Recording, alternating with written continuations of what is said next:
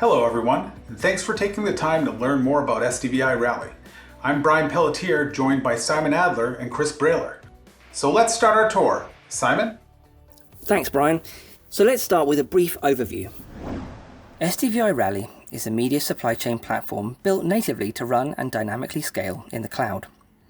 The Rally platform manages cloud-based assets that can handle any combination of file types, then orchestrates and automates dynamic media supply chains for ingest, QC, versioning, compliance, transcoding, packaging, and distribution.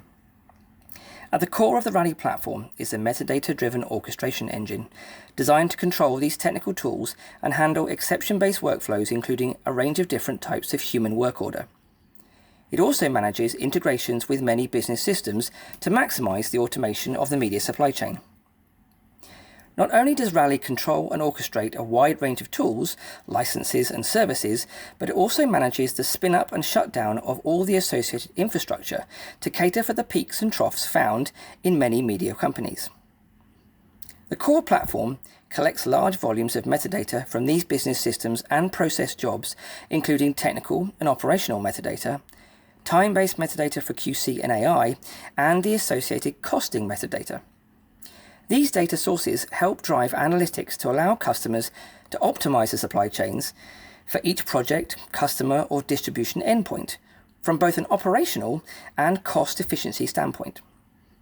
Now, around the core platform are a number of different user interfaces. The first is the main Rally UI, which is used for building, configuring, and monitoring supply chains. This allows customers to take a deep dive into each supply chain, how efficiently the platform is running, and importantly, explore opportunities for operational and cost optimization. For the operational team, there are two other main user interfaces. Rally Gateway portals provide configurable layouts that allow customers to build contextual UIs for different departments or job functions, whether they be for internal or external partners or customers, giving them a window into the Rally platform, but hiding the complexity. And finally, Rally Access, a plugin for Adobe Premiere, allowing QC review, compliance, segmentation, and full edit workflows to be directly picked up and managed from within the Adobe environment, before triggering the next steps in your media supply chain. So let's dive in and take a closer look at some of the areas of the Rally platform. Over to you, Chris. Thanks, Simon. We're going to start looking at Rally first. Like Simon said, it's the application that's used to build supply chains, monitor supply chains, troubleshoot supply chains, interact with the system from a supply chain engineering and a support engineering point of view, less from an operational point of view. So you can see on the left-hand side, there's a section to build supply chains, monitor supply chains, but we're going to quickly focus on the asset page here. I'm already in an asset detail view of our demo asset. I can see the status of the asset. I can see all the files that are part of the asset. And that's video files, audio files, ancillary files, report files, Excel files, any kind of files that you want to keep with an asset, you can keep in that list. And I can also look at all the supply chains and jobs that I've run in the system. So let's look at the supply chain history, which is already filtered down. So I can open this demo supply chain here right away. This supply chain has run QC transcoding, has a manual job in it, and it has a transfer of the finished file to whatever destination it needs to go to. Important to note, with this supply chain being running in the cloud, you can run one supply chain or you can run 100 supply chains of this type, and the system will just scale up and down to your needs. Depending on how many QC instances you need, the system will just adapt here. The same is true that this QC job here could run in Amazon, it could run in Google, it could run in the private cloud, it could run on premise.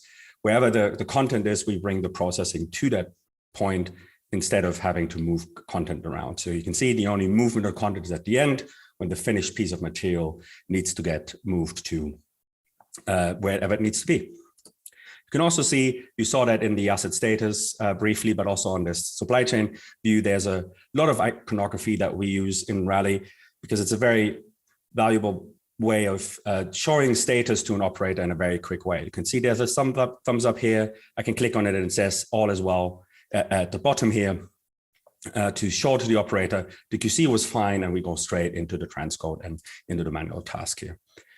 But it's not just pure monitoring here. Rally does very intricate cost tracking, so I can overlay additional information onto this supply chain by, for example, showing me the jobs that are costing the most money. So I see where in the supply chain am I spending my money versus where in my supply chain am I spending my time. So I can overlay that information in here as well. So in this view, which is also available in Gateway, which we're going to look at later, I can figure out what's going on in my system. I can figure out where my bottlenecks are. I can figure out where I'm spending my money. And again, if something goes wrong, I can click into here, get all the information about this job and figure out what went wrong. Apart from this, I have access to metadata. I have access to, again, job history. I have access to additional technical metadata in here. So all in all, for a supply chain engineer or support engineer, all the information around an asset is in this view, and I can start work on it. If I'm an operator and I need a less technical view and a more focused view of the tasks and the information that I need for those tasks, we have Gateway for this, what we're going to look at next. As a reminder, Gateway is a system that lets you build branded portals for internal or external departments to enable any kind of manual use cases your supply chain might need. We're going to start looking at a supplier portal here. So for an external department that allows you to enable them to deliver subs and dubs to you for your localization efforts. So if I'm a subs and dub partner here, I can click on here. I get to see all the tasks that I need to work on. I can grab one.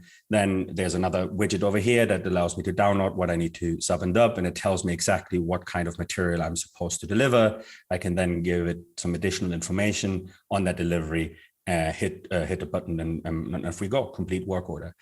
All of these things are completely configurable, not just the colors and the logos, what shows up in this list, what needs to be delivered.